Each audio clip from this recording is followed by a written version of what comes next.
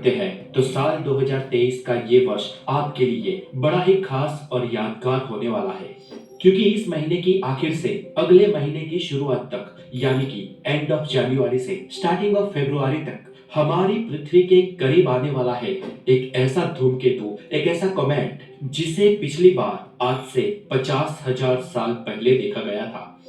तो क्या नाम है उस कॉमेट का और वो हमारे लिए इतना खास क्यों है? दोस्तों, वैसे भी पृथ्वी के करीब से पास होने वाले कॉमेट्स अंतरिक्ष का वो आह्लादक नजारा होते हैं जो किसी भी देखने वाले को मंत्रमुग्ध करता है, और कई सालों बाद ऐसा नजारा देखने का नसीब किसी को मिलता है। अब ये धूमकेतु क्या होते हैं, कैसे और क्यों हमारे सोलर सिस्टम के इंटरनल कोर में आते हैं, इसकी चर्चा हम इस वीडियो के एंड में करेंगे। लेकिन पहले आपको बता दें कि C202E3 ये एक ऐसा कॉमेट है जो बाकी धूमकेतुओं से अलग है, क्योंकि ये जब पृथ्वी के करीब से गुजरता है तो ये संभावना बन जाती है कि इसे आप नग्न आंखों से भी देख सकते हो। आपको किसी टेलीस्कोप की जरूरत नहीं है, और अगर आप किसी बड़े दूरबीन या टेलीस्कोप का उपयोग करें तो इस धूमकेतु का, इस कॉमेट का दृश्य आपको जीवन भर याद रहेगा। इस धूमकेतु में खास क्या है? इस धूमकेतु की खास बात यह है दोस्तों कि इसको एक नहीं लेकिन दो दो पूंछ है। जी हाँ दोस्तों, मूल रूस की और भारतीय खगोल संस्था की एक खगोल शास्त्री मार्गरिटा सफोनो ने जब पहली बार हिमालय में लद्दाख में स्थित संस्थान में चंद्र टेलीस्कोप से जब इस धूमकेतु की तस्वीर प्राप्त की, तब मार्गरिटा ने कहा कि ये अद्भुत है। इसकी दो पूंछ हैं, जिनमें से एक सीधी आयन पूंछ सूर्य से विपरीत दिशा में जा रही है, जबकि दूसरी घुमावदार पूंछ इस धूमकेतु की कक्षा का अनुसरण कर रही है। पिछली बार ये धूमकेतु कब दिखा था? नासा की जेट प्रोपल्सन लेबोरेटरी यानी कि JPL के मुताबिक इस धूमकेतु का पीरियड लगभग 50,000 सालों का है।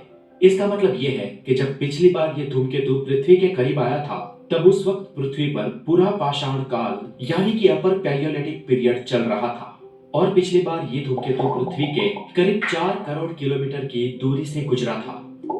हमसे कितनी दूरी से गुजरने वाला है ये धूमकेतु? दोस्तों, ये धूमकेतु हमारे सौरमंडल के इंटरनल कोर में करीब 12 जनवरी से दिखना शुरू हो जाएगा।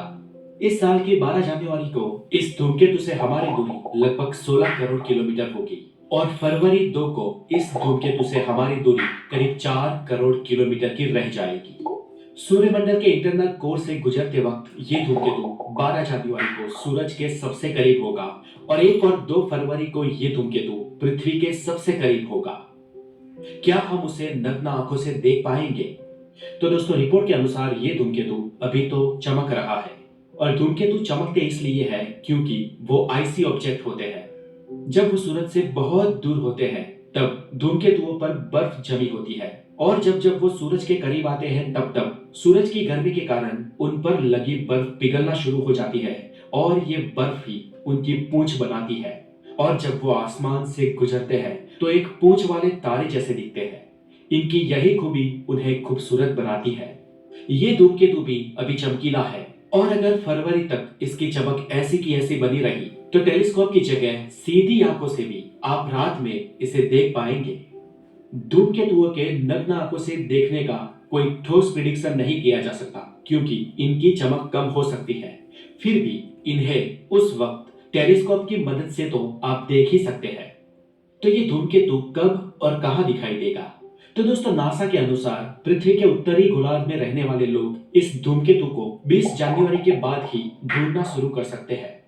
21 जनवरी 2023 को अमावस्या भी है, और इसलिए उस दिन चांद की रोशनी भी नहीं रहेगी। उस दिन पृथ्वी के उत्तरी गोलार्ध में बसे लोग आसमान में इस धूमकेतु को खोज सकते हैं, और पृथ्वी के दक्षिणी गोलार्ध में रहने वाले लोगों को यह फरवरी के शुरुआत में दिखेगा। इसे अगर आपको ठीक से देखना हो तो अर्ली मॉर्निंग यानी कि उजाला होने से पहले की जो सुबह प्रभात होती है, उस वक्त देखा जा सकता है। हालांकि ये जब पृथ्वी के बहुत ही करीब आ जाएगा तब आपको न्यूज में और नासा की वेबसाइट पे भी इसकी और इसके लोकेशन की तस्वीरें प्राप्त होना शुरू हो जाएगी। नासा ने इस धूमकेतु को पहले एस्टेरॉइड मान लिया था। दोस्तों, नासा ने जब इसकी खोज की तो शुरुआत में लगा था कि ये धूमकेतु कोई एस्टेरॉइड है।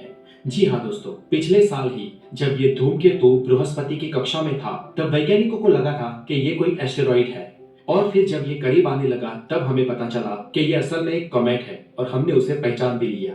आप इस धूमकेतु के नाम से भी जान सकते हो C2022, यानी कि इसे हमने 22 में लोकेट किया।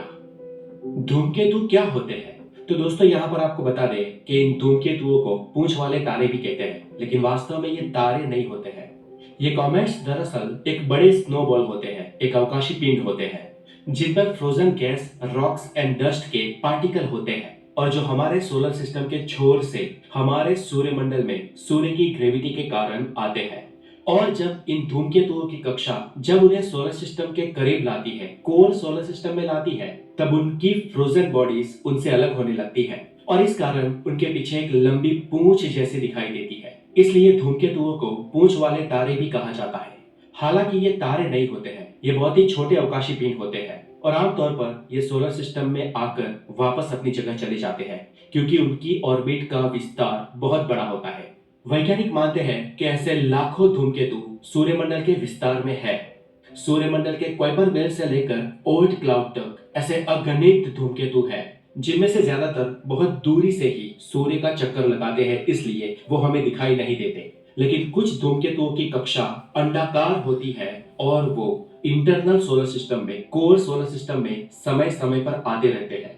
जैसे हैलिस धूमकेतु हर 75 साल में एक बार कोर सोलर सिस्टम में आता है, वैसे ही ये धूमकेतु करीब 50,000 साल बाद इंटरनल सोलर सिस्टम में आता है।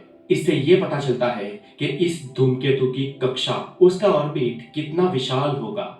तो दोस्तों ये थी आज की एक साइंस अपडेट और अगर आप भी इस धूमकेतु को देखना चाहते हैं तो जनवरी एंड और फरवरी के शुरुआत में इसे देखने की कोशिश जरूर करें और अगर आपको कहीं पर भी छोटा बड़ा टेलीस्कोप मिल जाए तो उससे आप इसका नजारा, आह्लादक आनंद उठा सकते हैं। तो बने रहिए द नॉलेज के साथ, अपना बहुत सारा ध्यान रखें। Have a wonderful day, take care.